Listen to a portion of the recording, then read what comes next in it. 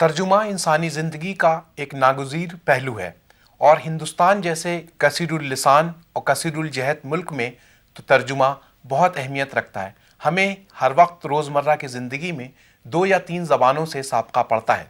ترجمہ صرف ایک زبان سے دوسری زبان میں مفہوم کو منتقل کرنے کا دوسرا نام نہیں ہے، بلکہ یہ ایک تہذیبی مزاج کو بھی دوسری زبان میں منتقل کرنا ہوتا ہے۔ اکثر تہذیب سے عدم واقفیت یا اس زبان کے محاورے سے عدم واقفیت کی وجہ سے ترجمہ مضحکہ خیز ہو جاتا ہے۔ مثلاً انگریزی کے expression it rains cats and dogs کا اگر اردو میں ترجمہ ہو کہ کتے بلی کی بارش ہو، یا کک دا بکٹ کا یہ ترجمہ کیا جائے کہ بالٹی پر لات مار دی، تو یہ ترجمے صرف لفظی ہوں گے بلکہ مضحکہ خیز ہوں گے۔ ظاہر ہے کہ اس کا صحیح ترجمہ ہونا چاہیے کہ موسلا دھار بارش ہوئی یا تیز بارش ہوئی، اور یا وہ شخص کب اس کا انتقال ہوا۔ تو ترجمہ انسانی زندگی کا بہت اہم پہلو ہے، اور ترجمے کی وجہ سے معاشرے کی تشکیل وجود میں آئی۔ ایک علوم کا دوسرے علوم کی طرف جانا اور مختلف علوم سے واقفیت مختلف زبانوں کی توسط سے ہوتی ہے۔ تو مختلف علوم سے واقفیت کے لیے ایک زبانوں سے زیادہ زبانیں جاننا واقف ہیں، اور جو لوگ صرف ایک زبان سے واقف ہوتے ہیں ان کی رہنمائی کے لیے اور ان کی واقفیت کے لیے ضروری ہے کہ وہ جس ایک زبان سے واقف ہوں اس میں تمام علوم کے خزانے منتقل کیے جائیں۔ اسی وجہ سے ترجمے کی بنیاد پڑی، اور ترجمے نے انسانی معاشرے کی تشکیل میں بہت اہم رول ادا کیا۔ اور اب جو گلوبل ولیج کا جو کانسیپٹ آیا ہے اس کے پیچھے بھی یہی ہے کہ ایک طرح کا تمام مفہوم کی سطح پر ہم ایک ایسی زبان میں گفتگو کریں یا ترجمے کی وجہ سے تمام جگہ کے مسائل ہم لوگ بیک وقت سمجھ سکیں۔ ترجمہ انسانی زندگی میں بہت اہمیت رکھتا ہے، اور مختلف صرف ادب نہیں بلکہ سائنس، معاشرہ، علوم سیاسیات، فلسفہ، ان سب سے بیک وقت واقفیت کے لیے ترجمہ بہت ضروری ہے۔ آپ نے بہت دلچسپ مثالیں دی ہیں۔ اصل میں ترجمے کے تاریخ میں بہت ساری مثالیں ایسی ہیں جو مضحکہ خیز ہے۔ جیسے میں بتاؤں آپ کو کہ آئی ایم افریڈ کا ترجمہ بہت لوگوں نے مجھے خوف ہے کی ہے۔ اس طرح انگریزی کا جملہ جو ہے آئی ول مس یو، اس کا مطلب یہ نہیں کہ میں آپ کو کھوؤں گا، بلکہ اس کا مطلب یہ ہے کہ آپ کی کمی محسوس ہوگی۔ تو اس سے یہ ظاہر ہوتا ہے کہ ترجمے بھی کئی قسم کے ہوتے ہیں۔ ایک تو لٹرل یعنی لفظ بلفظ ترجمہ ہوتا ہے، جو ہسٹری کے کتاب کے لیے یا سائنس کے کتاب کے لیے یا روزمرہ کی رپورٹنگ کے لیے ہم استعمال کرتے ہیں۔ اور دوسرا وہ ترجمہ جس میں مترجم اوریجنل ٹیکسٹ کا جو مفہوم ہے اس کو منتقل کرتا ہے، تو اور اس کے ترجمے میں بہت سارے ریسورسفل ہونا ضروری ہوتا ہے اس آدمی کو، وہ بامحاوراتی ترجمہ ہونا اس کے لیے ضروری ہے۔ اور لٹریری ٹیکسٹ کا جہاں تک سوال ہے، وہ دوسرے طرح کا جو ترجمہ ہے اس کے لیے خاص ہے۔ جیسے جی ہاں، جیسے لفظی ترجمہ ہوتا ہے، بامحاورہ ترجمہ ہوتا ہے، اور آزاد ترجمہ بھی ہوتا ہے۔ یعنی لفظی ترجمہ تو ظاہر ہے سائنس کی جو کتابیں ہوتی ہیں، سماجی علوم کی کتابیں ہوتی ہیں، اس کے لیے ہم لوگ استعمال کرتے ہیں، اور اس کو ہم لفظی ترجمے تک محدود رکھتے ہیں، بلکہ کچھ اس کی اصطلاحوں کی تشریح بھی کر دیتے ہیں۔ لیکن جو تخلیقی سطح پہ جو کتابیں ہوتی ہیں، جیسے افسانہ ہے یا شاعری ہے، ان کا جو ترجمہ ہوتا ہے اگر صرف وہ لفظی کیا جائے تو بہت ہی مضحکہ خیز ہو جائے گا۔ ابھی ہم لوگوں نے یہاں پہ جو گفتگو کی وہ ایک دوسری زبان سے جب ایڈیمز کا ٹرانسلیشن ہوتا ہے، تو وہ ان ایڈیمز کو اگر مان لیا آپ انگریزی سے ترجمہ کر رہے ہیں اور اگر اردو میں بالکل اسی سے مترادف مفہوم موجود ہے، تو بہتر ہوگا کہ ہم اس کو وہی مفہوم لکھیں اور انگریزی محاورے کے کا زیادہ لحاظ نہ رکھیں۔ جیسے انگریزی میں ایک محاورہ ہے carry coals to Newcastle, یہ بہت سے جگہ استعمال ہوتا ہے، تو اردو میں بالکل اسی مفہوم کے لیے ایک موجود ہے الٹے بانس بریلی کو، یعنی کسی شخص کو ایک ایسی چیز دینا جس کی اس کی ضرورت نہ ہو۔ تو اس طرح کی انگریزی میں اردو میں محاورے کی سطح پر یہ تو کہہ سکتے ہیں کہ با محاورہ اور روزمرہ کی جو زبان ہے اس کا ترجمہ ہوتا ہے۔ ایک ترجمہ اور ہوتا ہے کہ جس کو ہم کہتے ہیں آزاد ترجمہ، یعنی کہ اس میں جو مترجم ہوتا ہے اس کو بڑی آزادی خاصی حد تک آزادی ہوتی ہے کہ وہ چاہے تو اس میں کچھ تبدیلی کر لے۔ یہ جو ترجمے ہوتے ہیں یہ زیادہ تر افسانے کی سطح پر ہوتے ہیں، کہانی کی سطح پر ہوتے ہیں، تو ان کو ہم لوگ کہہ سکتے ہیں کہ ترجمے کی سطح پر یہ گفتگو کی جائے۔ آزاد ترجمہ جو ہے اس کی بھی اردو میں بہت سی مثالیں ملتی ہیں۔ آزاد ترجمے کی جہاں تک بات ہے، مترجم کو آزادی ہے، لیکن اتنی آزادی نہیں ہونی چاہیے کہ اس کو رائٹر کو یا مصنف کو بالکل نظر انداز کر دے، اس کے اسلوب کو، اس کے مفاہیم کو۔ حتی الامکان اسے کوشش یہ کرنی چاہیے کہ اسی انداز میں بیان کرے۔ آزادی کا مطلب مطلق آزادی نہیں ہے، بلکہ مشروط آزادی ہے۔ وہ مشروط آزادی ہے کہ اسے متن کی مطابقت کا خیال رکھنا چاہیے۔ اور ویسے اصول یہ ہے کہ بول چال کی زبان میں ترجمہ کرنا چاہیے، لیکن کہیں کہیں کسی کردار کی نمائندگی کرنے کے لیے کسی کردار کی نمائندگی کرنے کے لیے ہمیں مشکل الفاظ سے بھی واسطہ پڑتا ہے۔ تو ایسی صورت میں اگر ہم آسان زبان میں ترجمہ کر دیں گے، بول چال کی زبان میں ترجمہ کر دیں گے، تو اس کی عکاسی نہیں ہوگی، اس کردار کے ساتھ ناانصافی ہوگی۔ ایسی صورت میں بہتر یہی ہے کہ اس کے الفاظ دیے جائیں اور حاشیے میں اس کے معنی دے دیے جائیں۔ جہاں تک یہ آزاد ترجمے کا سوال ہے، آزاد ترجمے میں یقیناً تھوڑی بہت آزادی ہوتی ہے، لیکن اگر ہم اردو میں جو ترجمے ہوئے ہیں، ظاہر ہے بنیادی طور پر اردو میں پہلے تو جو ترجمے ہوئے بنیادی طور پر مذہبی کتابوں کے ترجمے ہوئے، قرآن شریف کے بہت سے ترجمے ہوئے یا مذہبی کتابوں کے ترجمے ہوئے، لیکن 19ویں صدی کے آس پاس سے جب اور 20ویں صدی کے شروع میں، 19ویں صدی کے آخر میں، 20ویں صدی کے اوائل میں، اور پھر اس کے بعد ترجمے کا کام زیادہ تیزی سے ہوا، تو اس میں سورس لینگویج کے طور پر انگریزی کو استعمال کیا گیا۔ تو انگریزی سے جو تراجم ہوئے ڈرامے کی سطح پر، افسانے کی سطح پر، ایک تو وہ ہوئے کہ انہوں نے جیسے شیکسپیئر کے یا اس طرح کے جو کلاسکس ہیں ان کا ترجمہ کیا گیا، لیکن یہ آزاد ترجمے میں جو ایک اردو کے سلسلے سے ہم لوگ یہاں گفتگو جو کر رہے ہیں، تو اردو میں کچھ ایسا بھی ہوا کہ جیسے اینٹونی اینڈ کلیوپیٹرا کا ترجمہ شائع ہوا، تو اس میں جو کردار جو تھے انہوں نے بالکل اردو تہذیب میں ان کو ڈھال دیا، تو جس کو ڈومیسٹیکیٹ کرنا کہتے ہیں۔ تو یہ جو ہمیں یہاں پہ جو آزاد ترجمے کے سلسلے میں گفتگو ہے، تو آزاد ترجمہ کیا اس کی اجازت دیتا ہے کہ ہم وہ جو پوری تہذیبی فضا کو ایک ملک کی دوسری تہذیبی فضا میں تبدیل کر دیں؟ تو اس کے بارے میں ابھی حال میں ایک کتاب شائع ہوئی ہے جس کا عنوان ہے ٹرانسلیٹرز انویزیبلٹی، اور لارنس وینوتی نام کے ایک انٹرنیشنل ٹرانسلیشن ایکسپرٹ ہے جنہوں نے یہ کتاب لکھی ہے۔ انہوں نے ایک پیراڈائم دی ہے، ایک تو ڈومیسٹیکیشن کا اور دوسرا فورینائزیشن کا۔ جی، ڈومیسٹیکیشن کا مطلب یہ ہے کہ ہم کسی مختلف کلچر سے جو ٹیکسٹ لیتے ہیں اس کو اپنے کلچر کے جامہ ہم پہنا دیتے ہیں، یعنی کردار کے نام بدل دیتے ہیں، وہاں کا جو ماحول ہے اس کو بدل دیتے ہیں، تاکہ قاری پڑھتے وقت اس کو احساس نہ ہو یہ کوئی فورین ٹیکسٹ پڑھ رہا ہے۔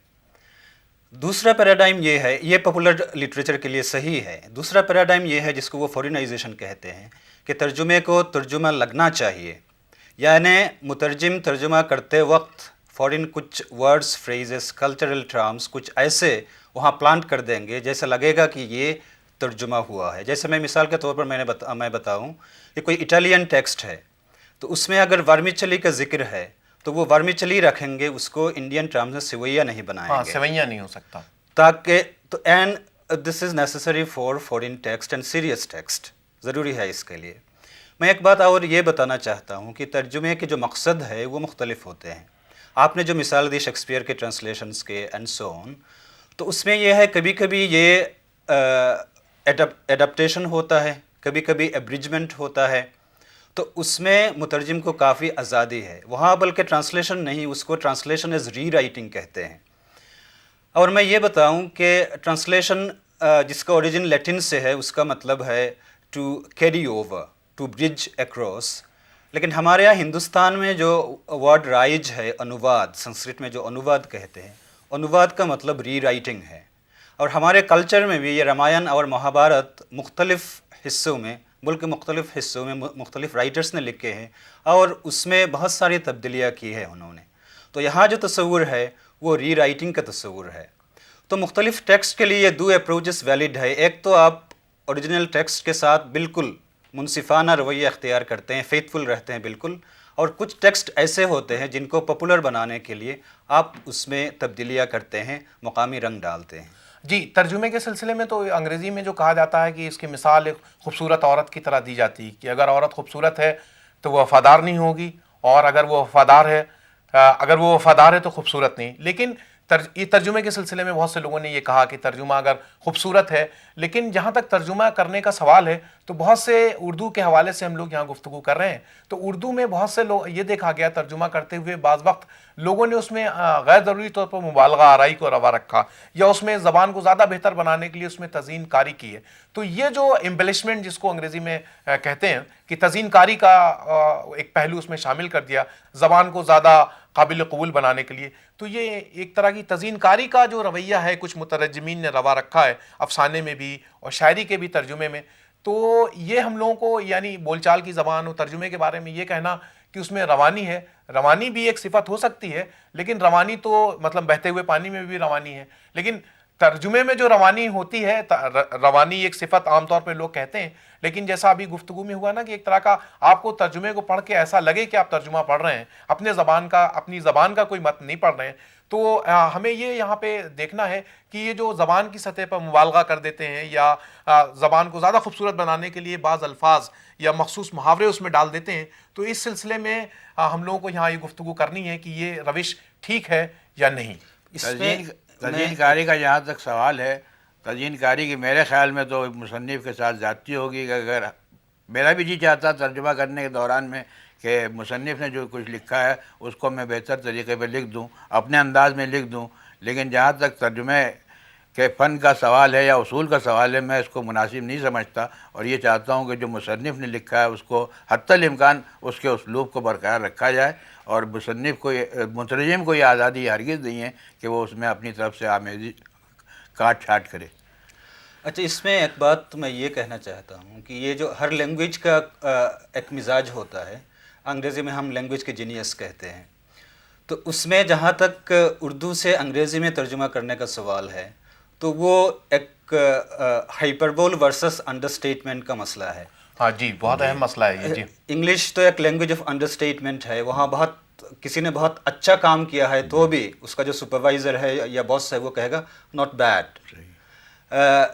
یہاں ہم کسی سے پہلی بار ملاقات ہوتی ہے تو ہم گرم جوشی سے ملتے ہیں, وہ کہیں گے آپ سے مل کر بےحد خوشی ہوئی,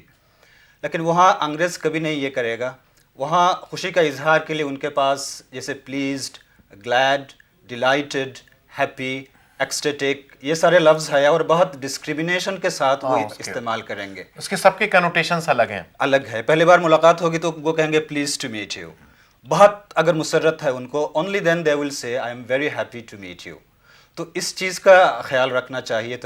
مترجم کو. جی, انگریزی سے تو جو اردو میں سے انگریزی میں جو ترجمے کیے جاتے ہیں, تو جیسا آپ نے کہا نا کہ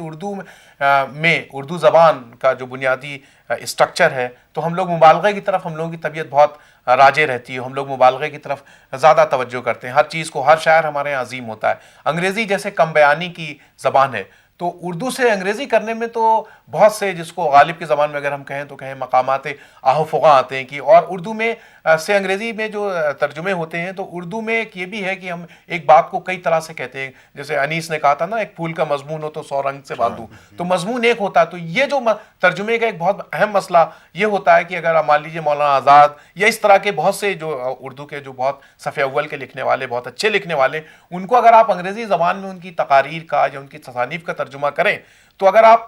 زبان کی سطح پر ایک ہی بات ہے وہ 10 طرح سے ایک دلیل کو بیان کر رہے ہیں. یعنی بنیادی طور پر ہم لوگ کہتے ہیں کہ خطیبانہ تحریر ہے, یہ خطیبانہ انداز ہے کہ ایک ہی کے لیے ایک بات کو ثابت کرنے کے لیے آپ نے 5 دلیلیں دی. تو انگریزی میں اگر ایسا ہو, ایسی کسی تحریر کا ترجمہ ہو, تو انگریزی زبان بنیادی طور پر, جیسے ابھی گفتگو میں ہم لوگوں نے کہا کہ کم بیانی کی زبان, انڈر اسٹیٹمنٹ کی زبانی, تب اس میں بہت سے مسائل پیدا ہوتے ہیں. مسائل بہت پیدا ہوتے ہیں. اور میں آپ کو بتاؤں, ایک اردو سیکھا ہے, ایک اٹالین اسکالر ہے, ان کا نام ہے ماریون مولٹینو, لندن میں رہتی ہیں وہ. تو ایک مرتبہ وہ بیان کر رہی تھی کہ وہ لیسٹر سے لندن میں اپنے ایک دوست کو فون کیا, جس سے 1 ہفتے پہلے ہی ان کی ملاقات ہوئی تھی. تو انہیں فون کر کے انہوں نے پوچھا کہ بھائی کیسے ہو, تو وہ دوست نے ایک شعر کہہ دی. اس نے کہا کہ تمہاری یاد جب آئی, تمہیں جب دیکھنا چاہا, فلک کے ماہ ہو تارے کو دیکھ لیے. تو اس نے کہا کہ بھائی یہ سن کے مجھے بڑا عجیب سا لگا کہ صاحب یہ تو عشق نہیں فرما رہے ہیں, کیونکہ اس ماحول میں انگریز یا یوروپین وہ صرف کہے گا I remembered you a couple of times میں بھی. تو اس طرح کے مضحکہ خیز مثالیں بھی ہیں. ہاں جی, ترجمے کا جو بنیادی مسئلہ ہے تو اگر ہم صرف اس کو لفظی ترجمے تک محدود رکھتے ہیں، بعض وقت ایسا ہوتا ہے تو اسی میں اس طرح کی مضحکہ خیز مثالیں سامنے آتی ہیں۔ ویسے ترجمہ جو بنیادی طور پر ایک متن کو دیکھ کر دوسرا متن بنانا، یعنی you create a parallel text, ایک طرح کا متوازی متن ہم لوگ بناتے ہیں۔ خاص طور سے اردو میں تو انگریزی سے ظاہر ہے بہت زیادہ ترجمے ہوئے، فارسی سے ہوئے، عربی سے ہوئے، لیکن ادھر اب آزادی کے بعد بلکہ جب مختلف ہندوستانی زبانیں جیسے ہندی ہے، تیلگو ہے، تمل ہے، کنڑ ہے، بنگلہ ہے، ریجنل جو لینگویجز ہیں ان کا بھی اردو پر انفلوئنس پڑنا شروع ہوا اور ان زبانوں سے بھی بہت سے ترجمے ہوئے۔ اور ایسا نہیں ہے کہ صرف انگریزی سے ترجمے کیے گئے، بلکہ ان زبانوں کو براہ راست، جیسے ہندی سے براہ راست ترجمے ہوئے، کشمیری سے براہ راست ہوئے، آسامی سے ہوئے، بنگالی سے ہوئے۔ تو جو علاقائی زبانوں سے جو ترجمے ہوتے ہیں تو ہر علاقائی زبان، ہر زبان چونکہ ایک تہذیبی مظہر ہوتی ہے، ایک تہذیب کو ظاہر کرتی ہے، تو یہ جو علاقائی زبانوں سے جب ہم ترجمہ کرتے ہوتے ہیں تو وہ جو کہتے ہیں کلچرل ایتھوس کا مسئلہ وہ زیادہ اہمیت اختیار کرتا ہے۔ تو وہ اس پورے تہذیبی مزاج کو ہم کیسے اردو کے جامع میں ڈھالیں، یہ بھی ایک بہت اہم مسئلہ ترجمے کا ہوتا ہے۔ ترجمہ صرف الفاظ کا ہی ترجمہ نہیں ہے، بلکہ ترجمے کا مقصد یہ بھی ہے کہ ہم غیر علاقائی، اپنے سے مختلف علاقوں کے تہذیب و ثقافت کے بارے میں جانیں، لہذا ان الفاظ کو یا ان کی اصطلاحوں کو ہمیں استعمال کرنا چاہیے ہو بہو، اور حاشیے میں ان کی تشریح دے کر یہ سمجھانا چاہیے کہ وہاں یہ کوئی مسئلہ یا کوئی رسم یا کوئی مذہبی فریضہ کس طرح سے انجام دیا جاتا ہے۔ یہاں پر بالکل تبدیل کر دینا کسی لحاظ سے بھی مناسب نہیں ہے، بلکہ اس کو اسی انداز میں رکھنا چاہیے، وہی اصطلاح استعمال کرنی چاہیے اور اس کو حاشیے میں اس کی تشریح کی جا سکتی ہے۔ اچھا، اردو سے جب ہم انگریزی میں ترجمہ کرتے ہیں یا انڈین لینگویجز سے جب انگریزی میں ترجمہ کرتے ہیں تو ایک مرحلہ ہے کنشپ ریلیشن شپس کا۔ ہمارے یہاں جو فیملی یا کنشپ ریلیشن شپس ہے وہ بہت وسیع ہے، چچرے بھائی، ممیرے بھائی، پھپھیرے بھائی، چاچی، خالہ، یہ وہ۔ تو انگریزی میں وہ ہر طرح کے بھائیوں کے لیے کزن کا لفظ ہے، یا تو بردر ہے یا کزن ہے یا انکل ہے یا کچھ اور ہے۔ تو اس میں بہت سارے دقتیں پیش آتی ہیں کہ انگریزی میں ہم ترجمہ جب کریں گے تو وہ سارے نوانسز، اگر نوانسز کو لوز کر دیں گے تو وہ بھی ایک طرح کا خسارہ ہے، نقصان ہے۔ تو مترجم کو بہت دھیان سے ایسے کرنا چاہیے تاکہ پتہ چلے کہ یہ ریلیشن شپس کیا ہے۔ جی، یہ تو ہم لوگوں نے بہت سی جگہ دیکھا، لیکن یہ جو جیسے اردو سے انگریزی میں ترجمہ کرنے کا مسئلہ ہوتا ہے تو ہر لفظ ایک طرح کا ایک جو بھی لفظ ہوتا ہے روزمرہ کی زندگی میں جس کو ہم استعمال کرتے ہیں، اگرچہ بالکل بول چال کا لفظ ہو، سامنے کا لفظ ہو، لیکن وہ بھی ایک کلچرل کنوٹیشنز کو، جس کو ہم کہہ سکتے ہیں تہذیبی انسلاکات کو ظاہر کرتا۔ مثلاً اب جیسے آپ کہانی کا ترجمہ کر رہے ہیں، میں کر رہا تھا تو اس میں جیسے لفظ دوپٹہ آیا، اب دوپٹے کے لیے انگریزی میں دوپٹہ یا اوڑھنی، اس کے پیچھے جو رومانی تصور ہے، اگر آپ انگریزی میں اس کو پورے کا پورا منتقل کرنا چاہیں تو ہمارے خیال میں اس کے لیے بہت دقتیں ہوں گی، چاہے آپ انگریزی میں ہیڈ گیئر کہیں، اسکارف کہیں، اسٹول کہیں، لیکن وہ پوری بات سامنے نہیں آئے گی۔